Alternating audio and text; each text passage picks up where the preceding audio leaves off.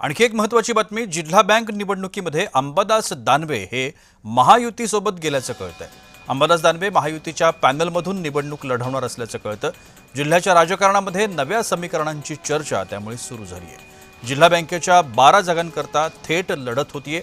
On सहकारी bank सहकारी निवडणुका पक्ष म्हणून निवडणूक लढवल्या जातात। ती बँक शेतकऱ्यांच्या त्यासाठीच सोबत राहावं लागतंय।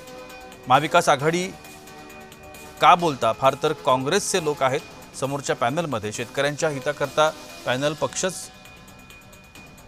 पॅनल नसतं, निशाणी कब बशी आहे, कोणत्या पक्षाची आहे ती सांगा, असं देखील दानवेंनी म्हटलंय।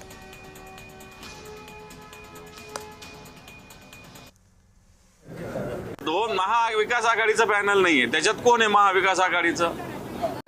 कोणीच नाही त्याच्यामध्ये महाविकास आघाडी म्हणून त्याला महाविकास आघाडीचं कसं म्हणता येईल? हार झालं तर तुम्ही काँग्रेसचे काही लोक असतील त्याच्यामध्ये, पण महाविकास आघाडी मुळीच नाही। त्याच्यामुळं हे सहकार क्षेत्रातलं पॅनल आहे।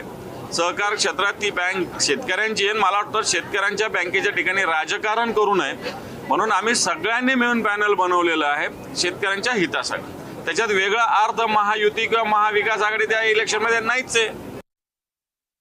सहकार क्षेत्रामध्ये राजकारण येऊ नये ही यशवंतराव चव्हाण साहेबांची पूर्वीपासूनची संकल्पना होती आणि किंबहुना तोच आदर्श तोच संदेश पुढे घेऊन जाण्यासाठी छत्रपती संभाजीनगरमध्ये आम्ही सगळे एकत्र येऊन डिस्ट्रिक्ट बँकेची निवडणूक लढवतोय आणि त्याच्यामध्ये अंबादास दानवेजी सामील झालेले आहेत।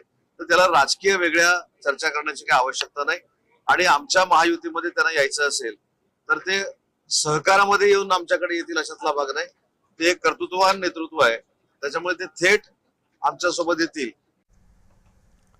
वळूया पुढल्या बातमीकडे। ओमराजे